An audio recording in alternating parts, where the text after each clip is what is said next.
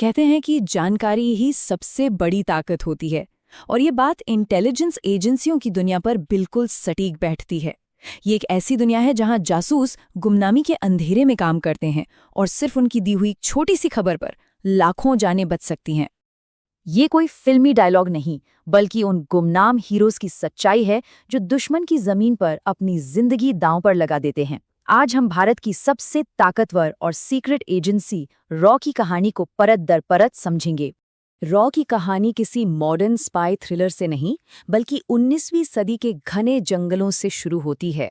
जी हाँ, ये वो दौर था जब अंग्रेजों ने ठगों और डकैतों से निपटने के लिए एक खास डिपार्टमेंट बनाया था और यहीं से भारत के खुफिया सफर की नींव पड़ी। तो देखिए, भारत की जो पहली इंटेलिजेंस एजेंसी थी आईबी, वो असल में एक क्राइम से लड़ने वाली यूनिट से ही निकली थी। लेकिन असली झटका तो आज़ादी के बाद लगा। जब अंग्रेज गए तो वो अपने साथ सबसे कीमती चीज ले गए, अपने सारे मुखबिरों की लिस्ट। भारत के हाथ में आईबी तो आई, लेकिन वो एक खाली तिजोरी की तरह थी। और इसका नतीजा 1960 के दशक में साफ दिखने लगा। पहले 1962 में चीन ने हमला कर दिया और आईबी को भनक तक नहीं लगी। एक बहुत जरूरी जानकारी उस वक्त मिस हो गई थी कि चीन के पास लड़ाई वाले इलाके के नजदीक अपने फाइटर जेट्स के लिए कोई बड़ा एयरबेस था ही नहीं। सोचिए, अगर ये पता होता तो इंडियन एयरफोर्स का इस्तेमाल करके युद्ध का नतीजा ही बदल सकता था। फिर 1965 में भी यही हुआ। इन दो बड़े युद्धों के बाद प्रधानमंत्री इंदिरा गांधी समझ चुकी थी कि अब काम चलाने से बात नहीं बनेगी। भारत की सीमाओं की हिफाजत के लिए एक बहुत बड़े, एक क्रांतिकारी बदलाव की जरूरत थी। ये कोई छोटा मोटा सुधार नहीं था, ये एक बिल्कुल नई और शक्तिशाली संस्था को जीरो से खड़ा करने जैसा था। और इसमें सबसे बड़ी और सबसे जरूरी बात ये थी कि इस नई एजेंसी का हेड सीधे प्रधानमंत्री को रिपोर्ट करेगा। मतलब कोई ब्यूरोक्रेसी नहीं, कोई देरी नहीं, इंटेलिजेंस सीधे टॉप पर पहुंचेगी। इसके काम करने का तरीका भी एकदम अलग था। पहले दिन से ही एक नियम था, पूरी गोपनीयता। एजेंट्स की पहचान इस कदर मिटा दी जाती थी कि उनका नाम किसी भी सरकारी कागज, किसी रिपोर्ट या रद्दी के टुकड़े पर भी नहीं लिखा जाता था। दफ्तर के बाहर कोई नेम प्लेट नहीं, बस दो पदनाम होते थे, सेक्रेटरी और अंडर सेक्रेटरी। आप कौन हैं इससे फर्क नहीं पड़ता था, बस आपका काम ही आपकी पहचान थी। एजेंसी तो बन गई, लेकिन अब उसे खुद को साबित करना था। और रॉ का पहला बड़ा इम्तिहान पूर्वी पाकिस्तान में बढ़ते तनाव के साथ शुरू हुआ। ये ऑपरेशन काउंटर इंटेलिजेंस का एक क्लासिक उदाहरण है।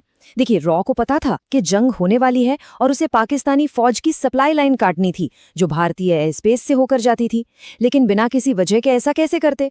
तो उन्होंने एक कमाल की चाल चली।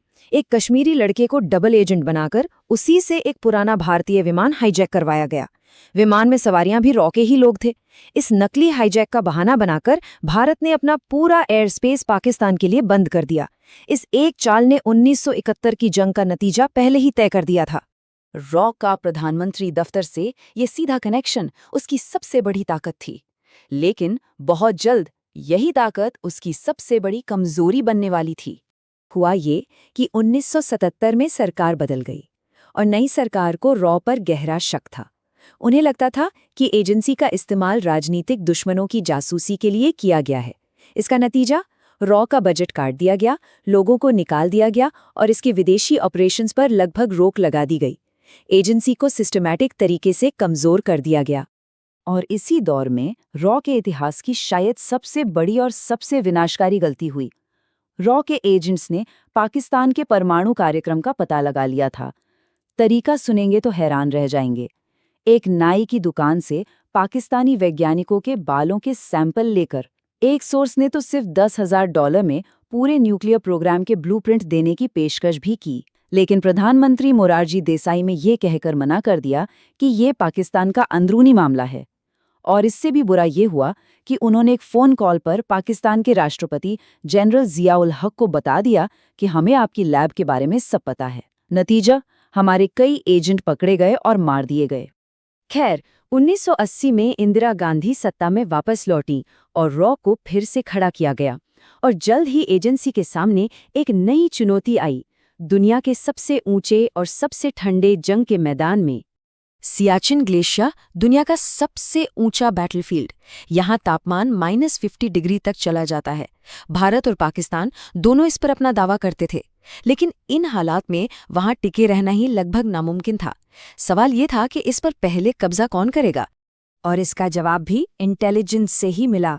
लंदन में बैठे रॉ के एक एजेंट ने एक छोटी सी अजीब सी बात नोट की कि पाकिस्तानी सेना बहुत बड़ी मात्रा में आर्कटिक में पहने जाने वाले कपड़े और गियर खरीद रही है। रॉ के एनालिस्ट्स ने तुरंत इस पहेली के टुकड़ों को जोड़ा। उन्होंने समझ लिया कि पाकिस्तान सियाचिन पर कब्जा करने की फिराक में है। बस इस एक इनपुट ने भारत को इतना कीमती वक्त दे दिया कि पाकिस्तान के पहुंचने से पहले ही भारतीय सेना ने सियाचिन की ऊंचाइयों पर कब्जा कर लिया। लेकिन हर कामयाबी के साथ एक सबक भी छिपा होता है, जो अक्सर नाकामयाबी से ही सीखने को मिलता है। और अगला बड़ा युद्ध हमारे सिस्टम की गहरी खामियों को सबके सामने लाने वाला था। 1999 का कारगिल युद्ध एक बड़ी नाकामी क्यों साबित हुआ? इसकी वजह कोई एक गलती नहीं थी, इसकी वजह थी सिस्टम की विफलता। अलग अलग एजेंसियों के पास जानकारी के छोटे छोटे टुकड़े तो थे, लेकिन कोई भी उन टुकड़ों को जोड़कर बड़ी तस्वीर नहीं देख पा रहा था। ये तालमेल की भयानक कमी थी। असल में समस्या जानकारी की कमी की थी ही नहीं।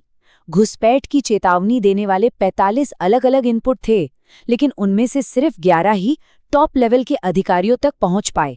बाकी सब सिस्टम के अंदर ही कहीं खो गए, और इस खामी की कीमत भारतीय सैनिकों ने अपनी जान देकर चुकाई। कारगिल के इस दर्दनाक सबक ने भारत के पूरे सुरक्षा सिस्टम को हिलाकर रख दिया। इसके बाद एक बहुत बड़ा बदलाव किया गया। एक नया यूनिफाइड स्ट्रक्चर बनाया गया। इसमें रॉ, आईबी और दूसरी सभी एजेंसियां मिलकर जॉइंट इंटेलिजेंस कमिटी को रिपोर्ट करती हैं, जहां सारी जानकारी को एक साथ रखकर एनालाइज किया जाता है ताकि देश को एक साफ और पूरी तस्वीर मिल सके। आज का दौर एआई और सैटेलाइट्स का है। टेक्नोलॉजी हर दिन बदल रही है और इसके साथ ही जासूसी की दुनिया भी बदल रही है। ऐसे में सवाल उठता है कि क्या भविष्य में हमें इंसानी जासूसों की जरूरत होगी या उनकी जगह मशीनें ले लेंगी? ये एक ऐसा सवाल है जिसका जवाब आने वाले वक्त की लड़ाइयों का रुख तय करेगा।